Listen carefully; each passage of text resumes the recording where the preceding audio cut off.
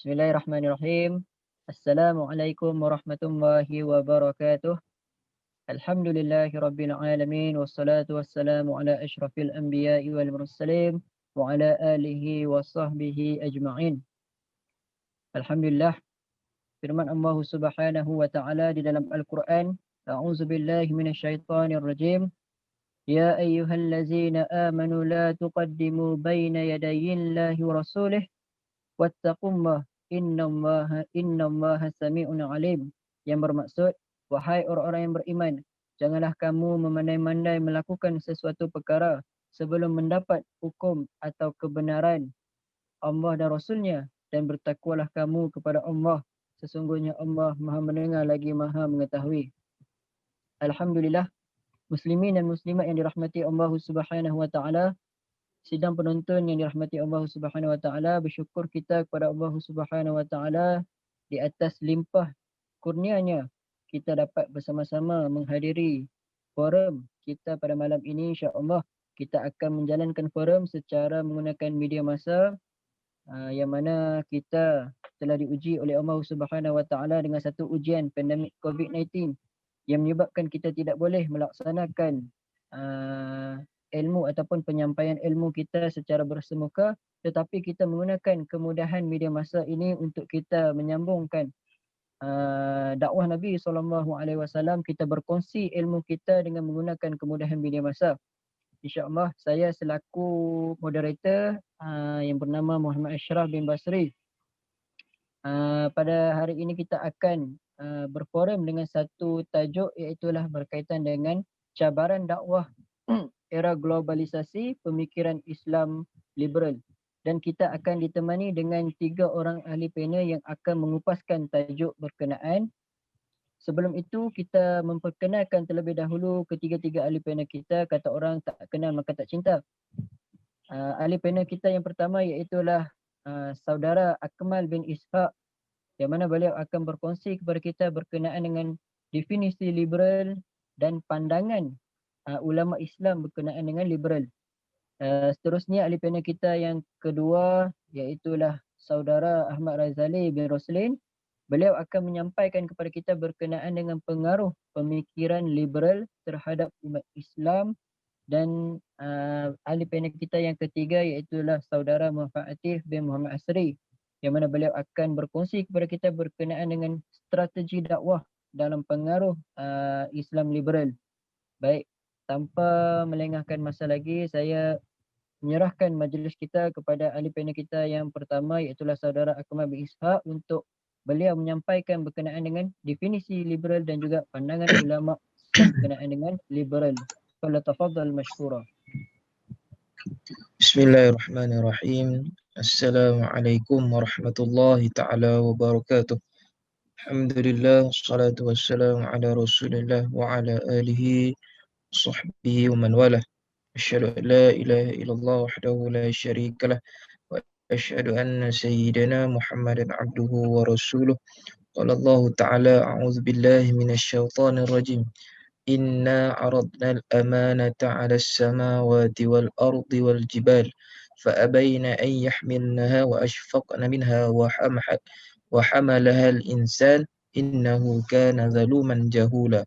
Terima kasih kepada tuan moderator majlis yang saya hormati, rakan-rakan panel, seterusnya muslimin dan muslimat yang dirahmati Allah, sidang penonton sekalian. Alhamdulillah, pada hari ini kita akan membincangkan sedikit apa itu yang dikatakan liberal.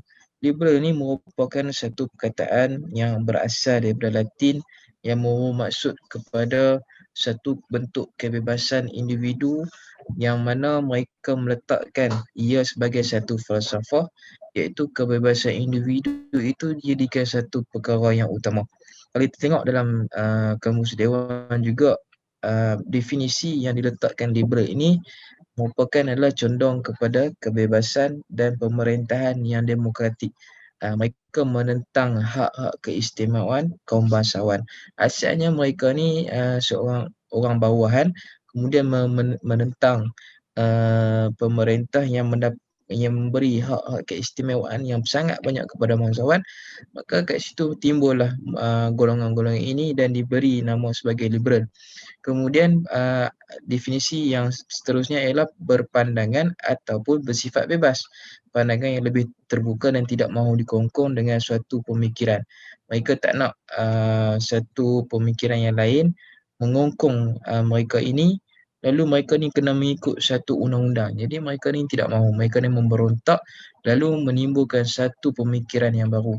Kemudian kalau kita tengok dalam Malaysia ni, satu pemikiran liberal ialah yang pertamanya kita tengok pada satu golongan yang sangat popular, iaitu golongan anti hadis, yang mana ia dipelopori oleh Kasih Ahmad, yang mana Kasih Ahmad ini juga dia mengikuti gurunya iaitu Dr. Rashad Khalifah.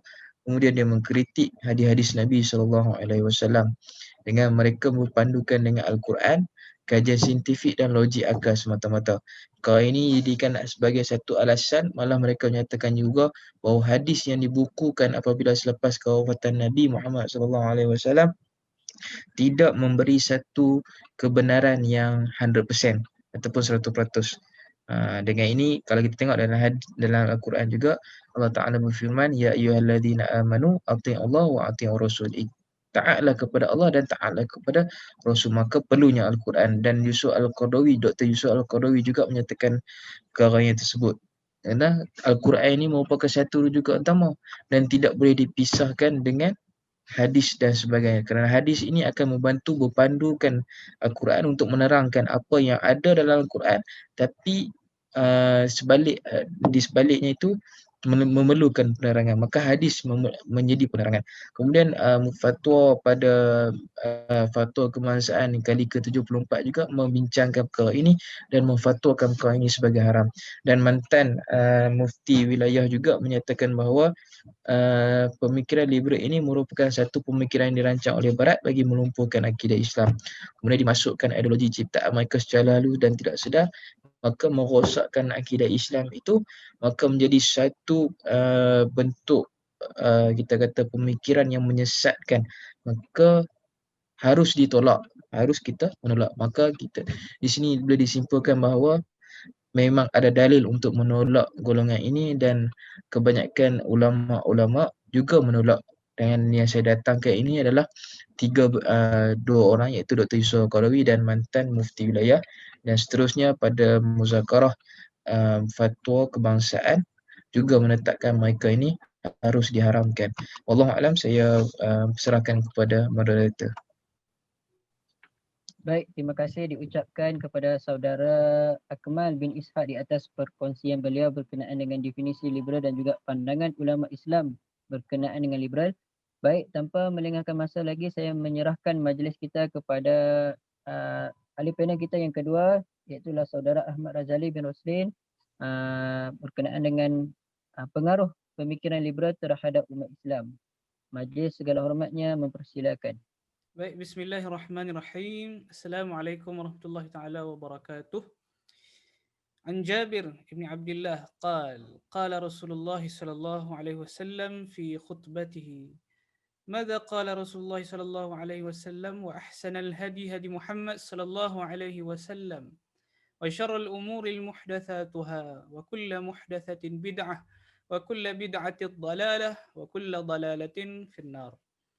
Baik, terima kasih kepada Tuan Moderator yang saya hormati, para panel dan sidang penonton sekalian. Baik, tanpa melengahkan masa, kita teruskan kepada tajuk iaitu pengaruh pemikiran liberal terhadap umat Islam. Apa yang menyebabkan pemikiran liberal ini masuk dan dipengaruhi oleh umat Islam.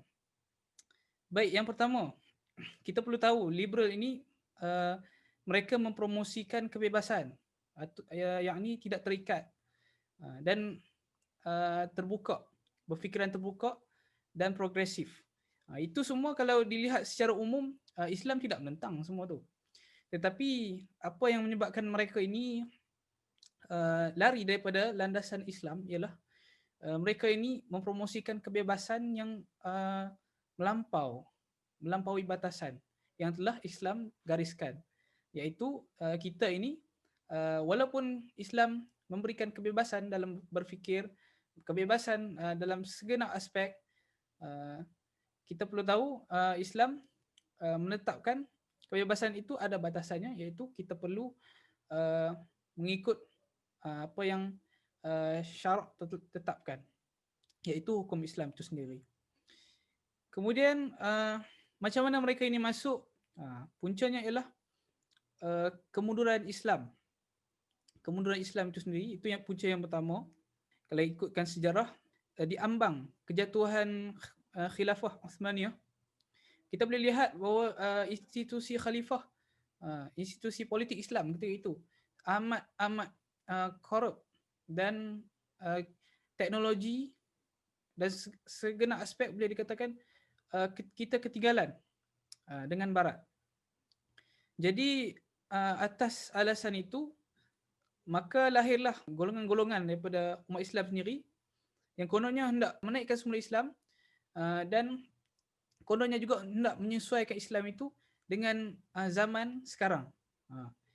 Jadi mereka hendak menyesuaikan Islam dengan zaman sekarang, tetapi telah mengambil pendekatan yang salah, iaitu pendekatan meliberalkan Islam. Itu yang pertama. Kemudian yang kedua ialah puncanya ialah tokoh-tokoh yang memahami Islam itu sendiri. Jika kita lihat, mereka inilah juga yang mempengaruhi umat Islam itu sendiri untuk mengikut pemikiran liberal ini.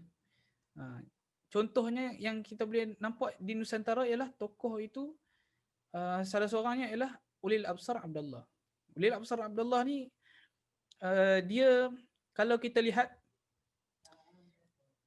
dari segi pendidikan dia merupakan bekas pelajar pondok, dan juga dia juga merupakan penuntut dalam bidang syariah di sebuah universiti di Indonesia. Tetapi dia telah menubuhkan satu pertubuhan, iaitu pertubuhan jaringan Islam liberal.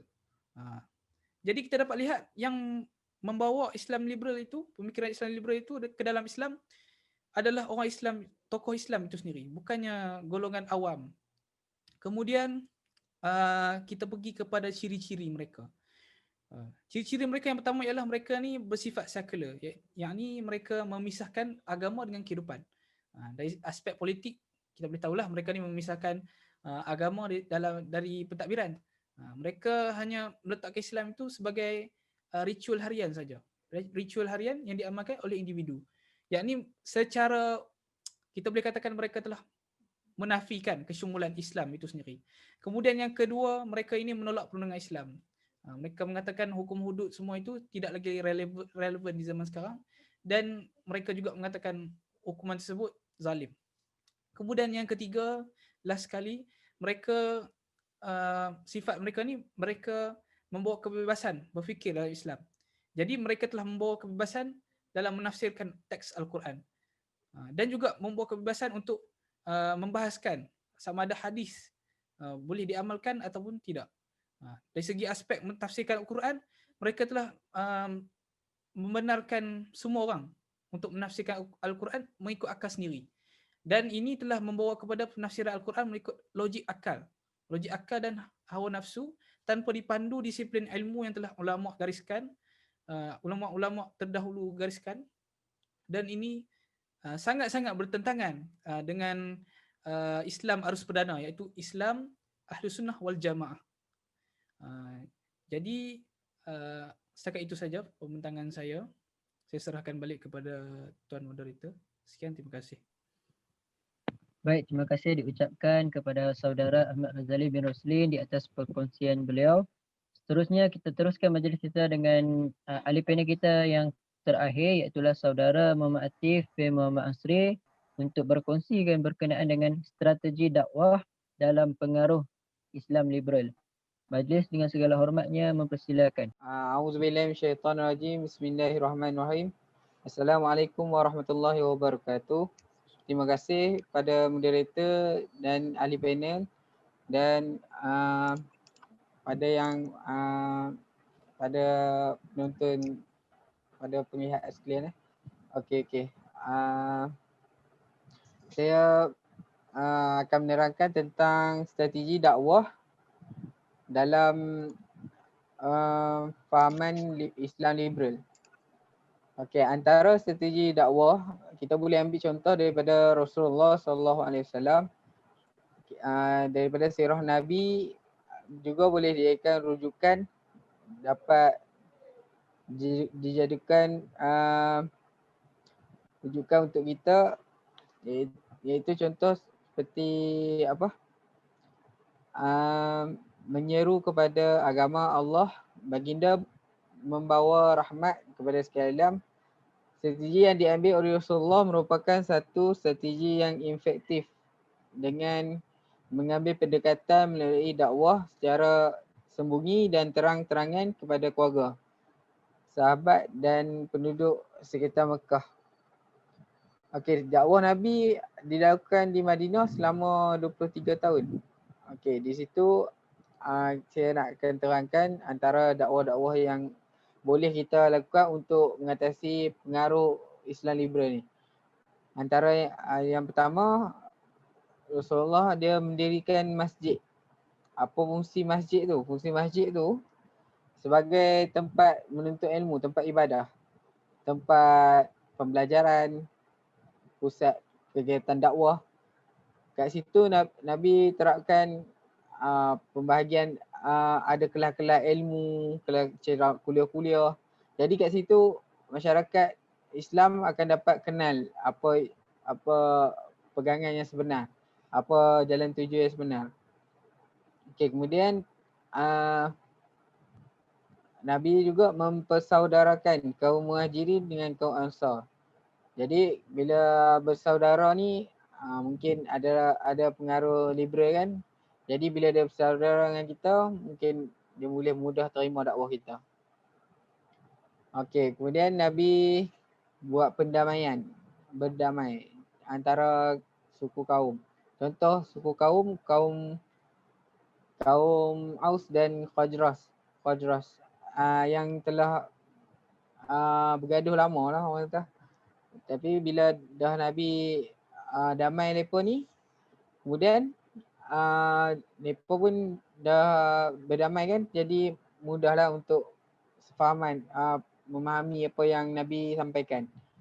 Lepas tu yang keempat, mengadakan perjanjian dengan orang-orang Yahudi dan di Madinah. Jadi kalau kita mengadakan perjanjian dengan kaum Islam liberal ni, buat perjanjian dengan mereka.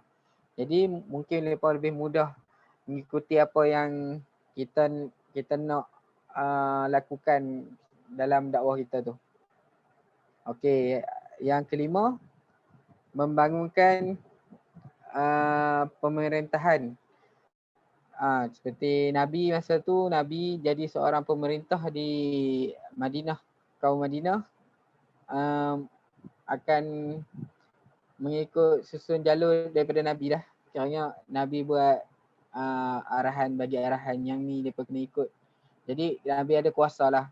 Jadi kalau boleh umat Islam kena berkuasa lah daripada kaum liberal ni. Kalau tidak, mereka akan tentang kita habis-habisan. Jadi kita kena lebih maju pada mereka dah. Dan kena lebih kuat pada mereka, insyaAllah. Okey, takat tu je saya kongsikan ni je. Okey, Assalamualaikum warahmatullahi wabarakatuh. Okey, baik. Terima kasih diucapkan kepada ketiga-tiga ahli panel kita di atas perkongsian sebentar tadi. Alhamdulillah kita di akhir forum kita pada hari ini dengan secara mudahnya dapat disimpulkan, iaitulah apa itu pemikiran Islam liberal ni. Mereka cuba membawa satu fahaman agar memisahkan umat Islam ini daripada pegangan syariat yang nyata. Jadi Rasulullah SAW telah berpesan kepada kita dengan dua perkara, yang mana Rasulullah SAW mengatakan kepada kita bahawa aku telah meninggalkan kedua perkara ini, dan sekiranya engkau berpegang teguh dengan dua perkara ini, maka engkau tidak akan sesat buat selama-lamanya, iaitulah Al-Quran dan hadis sunnah Rasulullah SAW. Jadi apabila kita berpegang teguh dengan kedua-dua perkara ini, kita dapat mengelakkan diri kita daripada fahaman-fahaman yang sesat yang terpesong di luar sana. Baik, kita kesentuhkan masa, jadi saya sudahi majlis kita pada hari ini dengan Assalamualaikum warahmatullahi wabarakatuh.